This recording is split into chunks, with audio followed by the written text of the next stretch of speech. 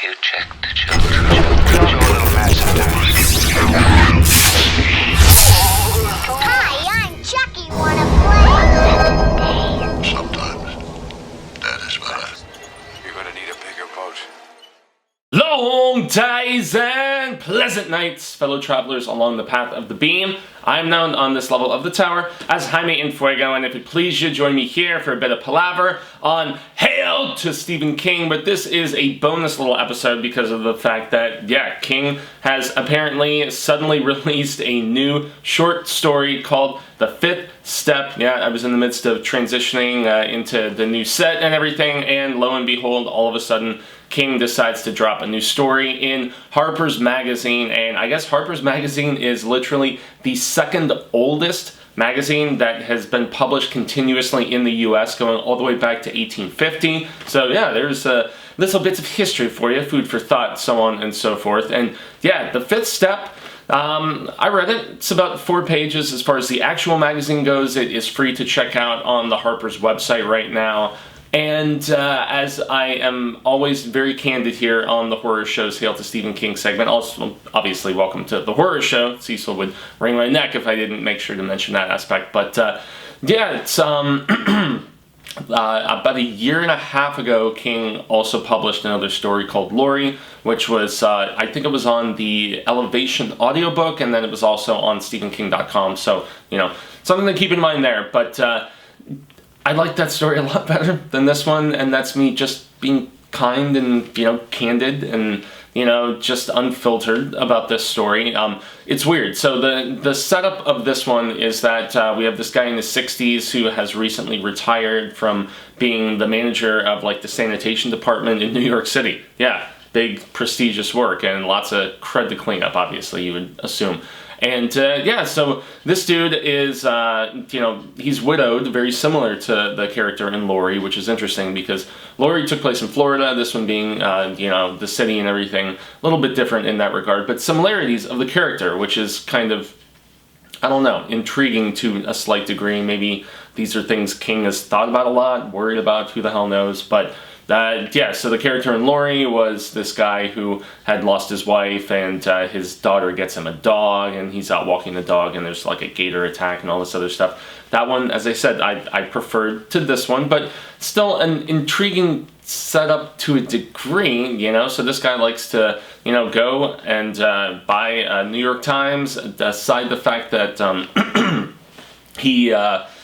yeah, he reads everything else on his little Kindle, whatever sort of thing, and he's obsessed with his Netflix, and so technology has taken over homie's life, but he still has this very rustic desire to purchase a New York Times and sit down in Central Park and read it, you know, spend like an hour or so there. That is one of his retirement rituals every single day. And so, yeah, our main character is, he is seated, he is doing that, and all of a sudden he is approached by this weird guy who's about 20 years younger than him, in his 40s, and, you know, just wants to sit and talk to him for a second. He, like, parks himself on the same bench as our main character. Our main character is leery initially, and as they start to talk, he realizes the real reason behind, you know, what he is talking about, and the real reason is actually the fact that this guy is trying to get his fifth step, hence the title.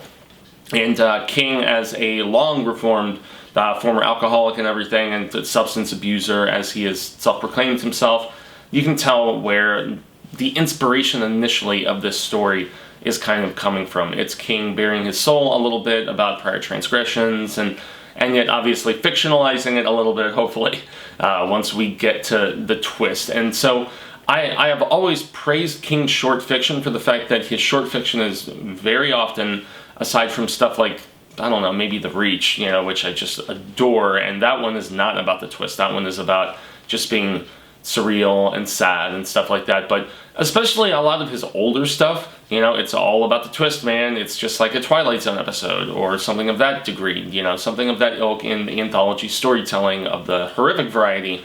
You know, a lot of it really doesn't get profound until it has that little twistiness, you know, and I adore, you know, all of the EC comic stuff, you know, Tales from the Crypt, Vault of Horror, and you know, Haunt of Fear, all that different stuff. I think that's what they were both called, if I remember correctly. But yeah, I definitely enjoy a nice twist, especially when it makes things cathartic, scary, whatever the hell it may be, all of a sudden, something you weren't initially intending it to be. And this story is very dull until we get to the twist. You know, I'm really wondering how much I should spoil.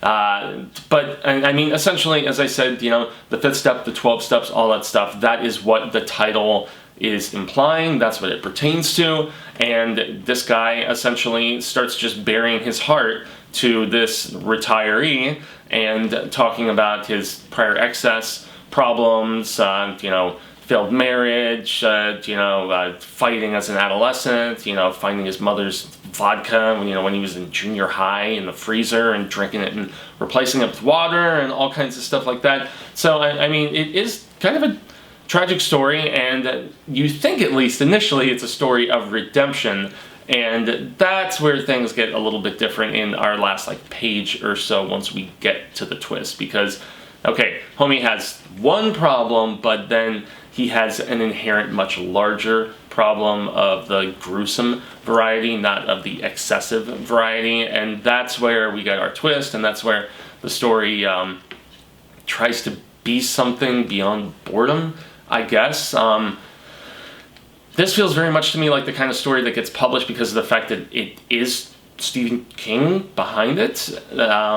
It's not that shocking of like a twist, a surprise, anything of that nature. I mean, you don't necessarily see it coming because it's a very sweet story, heavily dialogue driven, obviously. And then it turns into something different at the very end. And, well, I will say it salvaged me as far as intrigue goes and stuff like that. It's not particularly memorable. I'm sure, you know, King will have this and Laurie and a few others like collected at some particular point, but yeah, spoilers, everybody. So yeah, the last page and essentially tells that this guy is a murderer, and he in fact sliced his wife's throat. I mean, it gets really brutal, you know, in that last little bit, because he talks about his failed marriage and how, you know, drinking contributed to that and everything. And like one of the last things that he says to this guy on a random park bench in New York City, and mind you, he's actually been compelled by his sponsor to sit down and randomly approach somebody to actually talk so candidly. He's like, yeah, I sliced that bitch's throat. And I was like, wow. Okay, this took a very drastic departure from, you know, just the sweet, like, you know, just kind of vulnerable discussion that it was entailing up to this point. Yeah, so those are the guy's exact words. I sliced that bitch's throat, and I was like, wow, all right. And then he also talks about this wino who had bought him alcohol when he was a younger kid, you know, long before he was of the legal age to purchase and stuff. And he's like, yeah, I kicked the hell out of him, you know, I don't know if he was dead or not, but that made me feel good. And he talks about how the violence made him feel good. And so, obviously, you know that is something completely different from the imbibing, and that this guy has much deeper, more serious problems. And he's clad in a Yankees hat and in a, you know, like a hoodie of sorts, and he keeps, at various times during his discussion with this older guy who he approaches, he keeps, like, reaching in his hoodie. I guess I should have probably been wearing a hoodie, but I don't even think I own any. It's not my sort of style. But yeah, he keeps reaching in at various times. And after he makes his admission to our older cat about the fact that, yeah, I, you know, slicing throats and beating up winos and all this other stuff, he goes to shake the hand and he reaches back into his pocket, and apparently he has an ice pick. And he just stabs right in the middle of Central Park this older guy who has been kind enough to give him a little bit of his time, lending ear and listen up and all that other stuff. And he just stabs him, kills him right there. And the last thing that he says to him, this guy Jack, because we only get a first name from dude, we also get just Randy, I think, if I remember correctly, for the name of, you know, his main sponsor-ish dude. You know, he's like, I'll be praying for you. Yeah, pretty morbid, man. So the story is really just kind of bland dialogue up until the point where we actually get to something transpiring, which is, in fact, this guy being a presumed serial killer, maybe. I don't know. It doesn't have any sort of sweetness. It does have that older, you know, like night shifty King, just lack of compassion and consideration and care, and just really being concerned about the twist, as I mentioned, and just putting an emphasis upon that. But really, it's nothing to write home about, man. It's nothing that's really like gonna blow your mind. Obviously, I have made every effort to read every single thing Stephen King, and as I've talked about constantly on this show with my favorite author, I've read all of his collected works. I've read all of his novels and all of that different stuff, and I've slowly been tracking down stuff like Squad D and the Replanoids, and I've done full-on reviews of all of those different bits of his uncollected fiction, and just trying to be as comprehensive as possible with everything being read. Everything, There's still a couple poems and, things here and there that I haven't had the chance to track down because they were only in magazines. They were only, in like papers and, different things of that nature. And so there's only 3 or 4 at this particular point that I haven't had the chance to track down. But if we're talking about making the effort to track down,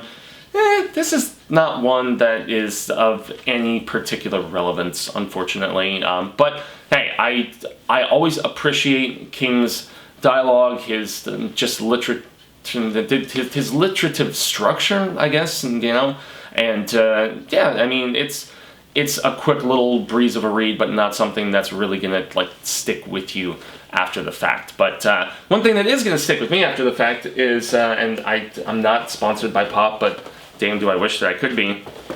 Check it, peeps. I finally got both of these. Yeah, that's right. So I've got the Barnes & Noble exclusive, which is him covered in blood, and he's like holding an axe, and yet still has the book and stuff. I don't know. I'm not as particularly fond of this one as I am just the more reggae Stevie K that's going on.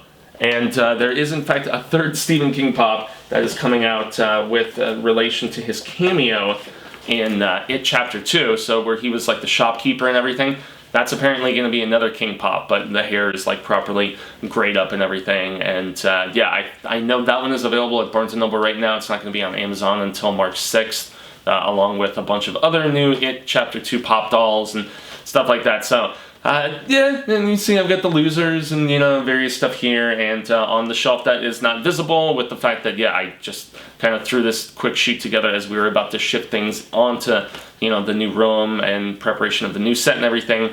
I mean, we've got some Shining stuff, we've got some Pet Sematary stuff, and Carrie, so the most iconic King stuff has been popicized from Funko and stuff, but yeah, it's nice to actually get the man himself, and yeah, the man himself has a book coming out in May called If It Bleeds, which is, in reference to If It Bleeds, It Leads, journalism, man, and especially of the sordid and inflammatory variety. Yeah, that's what it is all pertaining to, and we're gonna get some new Holly Gibney, which I adore that character.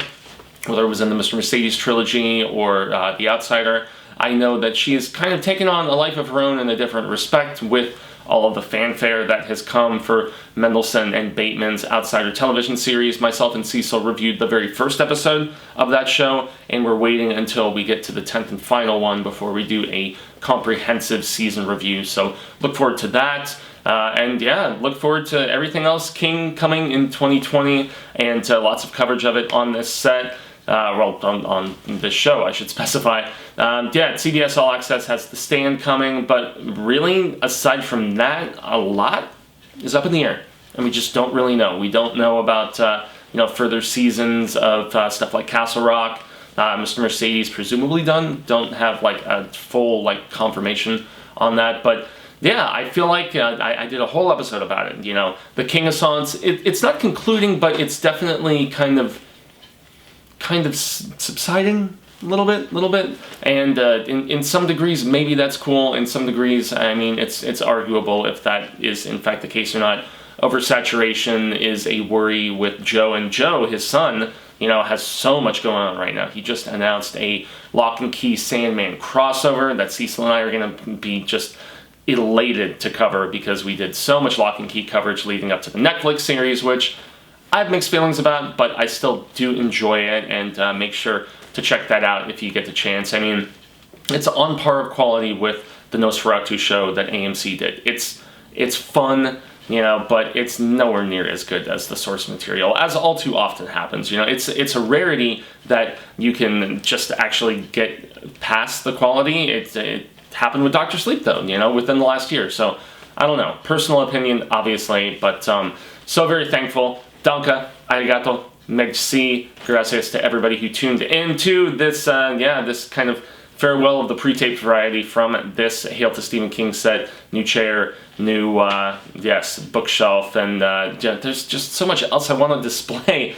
that I don't have the chance in this particular setting. So, thank all of you so much for the support and just the constant kind words about all of the coverage that I do here. I've been Jaime and Fuego. You can find me on all social media sectors like Twitter and Instagram, Facebook, YouTubies with my own channel, and I'm about to go Clone Wars crazy on Infuegotainment, which is my own personal YouTube channel. The 7th and final season has just premiered its first episode. I'm trying to get through the 5th season right now, and then there is the Lost Missions that was a Netflix exclusive, and so yeah, I've got like 30-something episodes still left, so still a decent variety, but that is a show that impressed the hell out of me, and if you're into Star Wars coverage and non-scarific stuff, that is your destination for all of the coverage of that. I've got a Sonic review that's coming. I've got, lots of stuff in the last year, from Oscar coverage to, indie art house stuff, Marvel movies,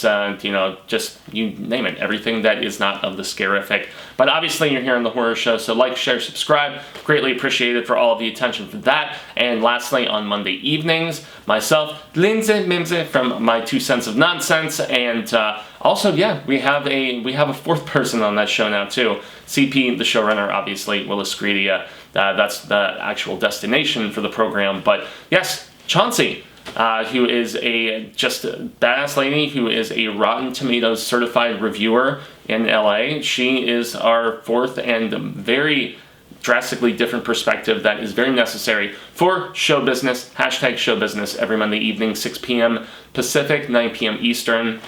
Talk about box office numbers, talk about, just predictions for the upcoming week, reflection on the previous one, and then just really anything entertainment news ready and imperative is on the chopping board and chalkboard of discussion. So, I've been Fuego. Y'all have been awesome, as always, and farewell to the set, everybody, and until the Wheel of Ka comes around once more, hasta luego, Cinemigos, and constant readers and viewers alike, but I'm hopeful that we get to share more of this palaver sooner rather than later. Say thank you, and until that instance occurs, remember to stay scared and read Stephen King. Yeah, it's not a bad read, per se, but 5th step, there you go.